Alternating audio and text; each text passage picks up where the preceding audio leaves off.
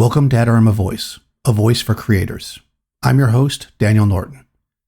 In this episode, we're going to talk a little bit about finding your creative voice, whether you be a photographer, a painter, musician, poet, writer. Finding your voice is key. We're going to talk a little bit about how we might do that and how being a creator helps you to be a creator, as they say. But first, let's hear a review. If you'd like to support this podcast, one of the best ways you can do it is to rate or review it on your podcast host of choice. So each week I'm going to read a review, and this one comes from ENH22. First rate, this podcast is wonderful. I'm not a photographer on any level, but Daniel's words really have a universal reach. Art and the act of creating it helps to connect us all as humans. And I think Daniel captures that idea here in a beautiful way. I can't wait to join the conversation and talk about how images, photographers, artists, and creatives work together to create beauty, inspire change, and reinforce our shared humanity. Yeah, I think that is very important and one of the main goals of this podcast, and I would love to hear all of your voices here, so stay tuned to the end and I will give you all the information how you could have your voice on the air, or at least your words. Not just by putting a review in, but by giving your comments and thoughts via email or a message on the Anchor app. Today, I want to talk a little bit about finding your voice as a creator. So this is one of those questions that I get asked a lot by people who are maybe just starting to consider themselves to be, if you want to use the word, artists or creators. And the reason why I say it like that is it's not just new people, meaning that they are younger, right? You might have gotten into being a creator later on in life. Or it might be that you've been, let's say, taking pictures or drawing just in general. I was about to say for fun, but hopefully it's always for fun. In general, your whole life. And now you're just really starting to think to yourself, you know what? This is something that I want to be known as, that I might want to do to gain recognition. Maybe I'm doing it for money. You might be doing it for a local club. You might just be doing it, for yourself, but you want to be recognized as that. Up until this point, you've been creating, you've been traveling, you've been setting up your easel and painting watercolor landscapes whenever you traveled. But now you want to maybe put them up online on Instagram and get people to enjoy them as well, to spread that kind of joy to people that you have in creating with others, right? So how do you start to define what is your voice or your style? And I think this is a question that we all have, because clearly a lot of people believe that it's important, right? It wouldn't be a question people ask me all the time if it wasn't important to people. So there's some out there that just say it doesn't matter. Just make the art, create what you like, and just be, right? And that's a cool way to be, especially if you're just doing it. I shouldn't say it like that, but if you're doing it for the point of just expressing and sharing it to people. But if you want to start to build up a following, if you want to start to do it commissioned work, or to do it for work, to be hired, to do your art, let's say if it's photography or videography, you're an artist, maybe you're an illustrator, maybe you want your illustrations to be in books and stuff like that, right? So there's definitely different avenues that you could take. But in order for somebody to want to work with you, generally speaking, especially if they're finding you cold, obviously there's the whole, if you know people or you know this and that, but talking about just finding you cold, they're going to want to look at your body of work and see consistency. Not just consistency in quality, but consistency in style, consistency in voice. So how do we do that? A lot of this is self-editing. I'll say that if you've been doing something long enough, your work should, in theory, start to have a consistent thread through it that maybe sometimes you don't see. But that doesn't mean that everything we do falls into that category, right? I may have a very specific way of working, but not every photo I take looks like that. So it's incumbent on me as the creator to look at my work with the proper eye so that I can choose what images I should show people. Images that really represent the thing that I'm trying to say in my overall scheme of my work, the voice that I have, what it is that I'm saying. because we're all saying something when we're creating. And usually, if you do it long enough, especially, you'll see there is a consistent voice that will come forward. So how do we do that? Let's get to this. First of all, one of the hardest things to do, and this is it because it's going to sound super vague, is in order to figure out what it is that you do, that's your voice, you just need to create. You need to create consistently enough work so you can go back and evaluate it. Don't be afraid to try things that you just want to try. If you have no work, you're just starting from scratch, and you say, let's say in my case, I want to be a fashion photographer. If I just say, well, I'm only going to shoot fashion because I want to be a fashion photographer, so I'm just going to shoot this style because this is a style that I see is popular right now, and I work in that style consistently, I will probably have some kind of consistent work, but I won't be able to truly find my voice. All I'm doing there is chasing something. What you want to do is anything that interests you, that seems, to draw your artistic eye, you should work with, right? I might be a fashion photographer, but I might see somebody on the street and say, hey, I want to make their portrait because it's really interesting. I might travel and photograph some beautiful landscape or landmark. Maybe I go to like a castle or something and photograph the architecture of it. And you might say, well, but how is that going to help me find my voice as a fashion photographer? Well, as you start to look through the work you're doing, you may notice things, the way that you compose, the way that you see light, the way that you use light if you're creating your own light, that will then be useful to you when creating the images of fashion, right? Maybe you see that you love landscape as well, and maybe you want to start photographing the subjects in a landscape, and that's part of your vision, right? You find these beautiful architectural monuments or buildings or interiors, and you place your models in them and create the work that way. So then you're going to start looking for designers that their clothes and stuff work with that, right? So now you're already starting to move in this direction that you can create a stronger body of work because you found not only do you just love fashion, you love architecture, and you can put those things together. And maybe you'll find that the fashions that you like photographing, the designers that you like working with, have more of a kind of, very rigid kind of style, right? Like architecture, you may find these things tie together. And this is how you're going to start looking for this thread and working through it. You want to look for the consistency in your work. In order to be something, you just have to be it, right? You have to just go out there and do it. And when you want to be a photographer, you just have to photograph things, create images, capture the moment, capture the images, bring those things together. Then it comes down to the editor's eye. We have to look back with an open mind and open eyes, really, right? We have to say, where is the consistency? Where is the thread that runs through this work? And when you're first starting, this is going to be difficult because there's going to be such an abundance of work that finding the exact thing that connects it all together might be tricky. It might require other people helping you. Perhaps you go to peers or to people that you work for that you trust. Maybe you go to events, like I was just at a WPPI convention a little while back, and they do portfolio reviews there. And you have people look at your work and you see what they say. What does somebody from the outside see when they look at your work? What are they seeing here? Many times, like it's funny when I used to shoot a lot of musicians, okay, what I would do is before I met them, before I looked at any of the work, before we talked about anything of how they want to be photographed, because usually it was a manager or a record label or sometimes a magazine that was reaching out to me, I would say, I want to hear their work. I want to hear the music. And from that music, I would try to, in my mind, create a picture of the artist. What do I think of when this music comes forth? What is it that makes the music something that really grabs me or that really connects, to me?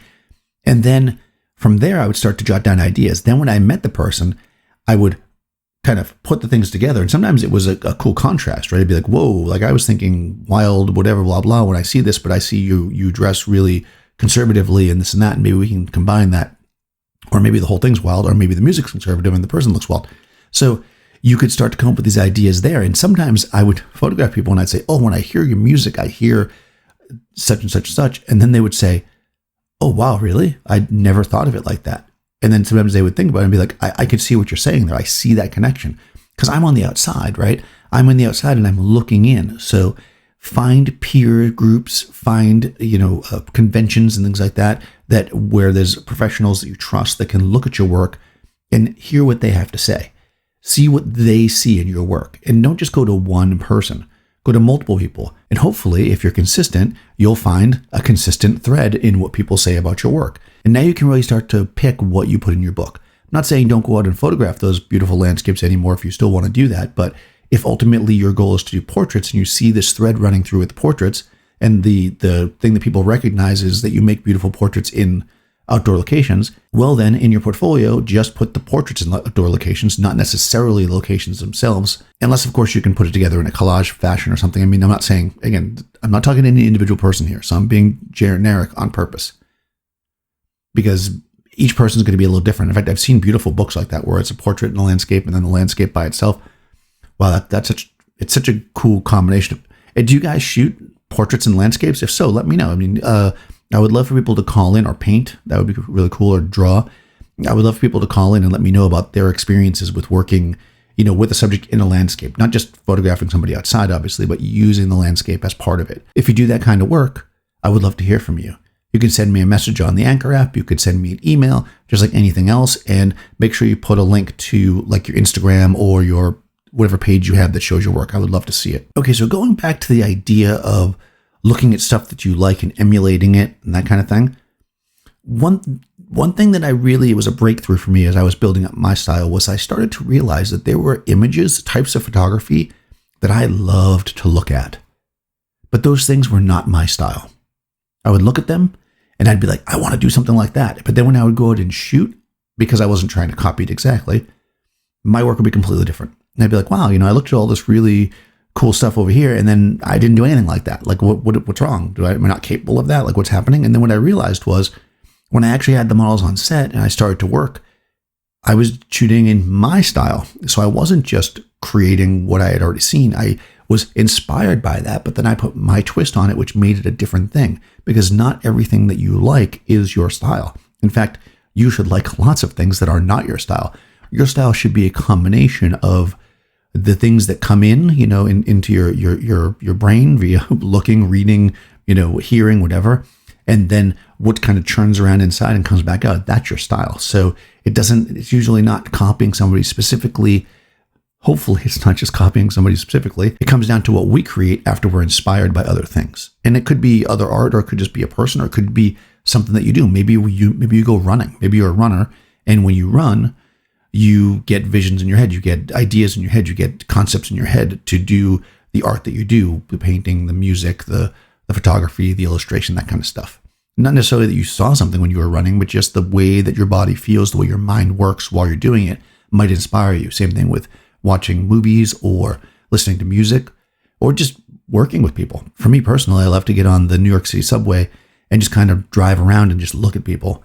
I love to look at the way people kind of dress. I love to look at the way people kind of stand and move around, like how their natural posture is. And I love to just look at the kind of the usually harsh and weird light that's in the subway and look for those moments where the person gets into that light just the right way where it becomes beautiful. And I use those things to inspire myself. I don't go to the subway and bring a model there and try to stick them in that light, but I think about those things, when I'm working and creating my own stuff. One final thing that I really want to talk about is that we need to truly believe in what we are creating in order to fully have a style. If you're constantly chasing the latest trend, or you see something that's popular, so you're just like, well, I got to do that because I see it's popular, and you don't trust in what you feel, what you want to create, and you're not doing the things that you are inspired to do because you feel like they're not the things that are going to get you the views or the clicks or whatever, then you don't truly believe in yourself. And if you don't truly believe in your style, it will never come to fruition. You've got to believe in yourself. You've got to believe that what you're creating is important enough to share with people, that other people might look at these images or hear this music or read your poem and get something from it, right? You need to believe that. If you don't believe that, then your style will never come together. You'll just have these fragmented pieces, your mind, your soul, or whatever wants to put out there, mixed in with the things you feel like you have to do because you've read somewhere or watched a clickbaity video that was like 5 ways to make sure you get more Instagram followers. In my opinion, this is not the best way to do things if you're trying to build a long-lasting style. Style is something that comes from you. It is the bit of you that you put into the work that you do. It's not a specific pen you use or specific camera that you use, a type of paint. It's not a specific subject either. Once you have developed style, you can photograph, let's say in my case, all kinds of things, right? I mostly photograph portraits now, but my portraits are not like somebody who came up with a different type of background to do portraits. My portraits are those of somebody who was a fashion photographer for a long time. I have a different way of thinking about things. My style has been shaped by what I've gone through, what I've created so far, and what I intend to create, the things that I really love, the things I like to do, the things I like to look at, the things that inspire me. When I go out and I look at, the shop windows and see the various clothes and stuff, I might not be shooting that fashion so much anymore, but it still makes me think about what I want to create when I'm making the portraits I make today. Your style is something that sticks with you through your entire, I'm going to say career, for lack of a better word, as an artist, as a creator. It's something that's going to be something you build up. It comes from inside you. And then once you embrace it, then everything you do is influenced by it. So when people bring you in and they hire you, or they ask you to make their portrait, or they ask you to paint a landscape for them, or they ask you to illustrate something for their book, or they ask you to write music, something in you will come out. And it doesn't mean that it's always the same. In my opinion, some of the best creators, if you look at their work, it has a huge scope and it looks very different. But yet you can still look at it and go, oh yeah, that's from that person. And I think that is what's important. That is your style. That is your voice. And the way we get it is just by creating. All that to come back to the beginning. If you are a creator, create.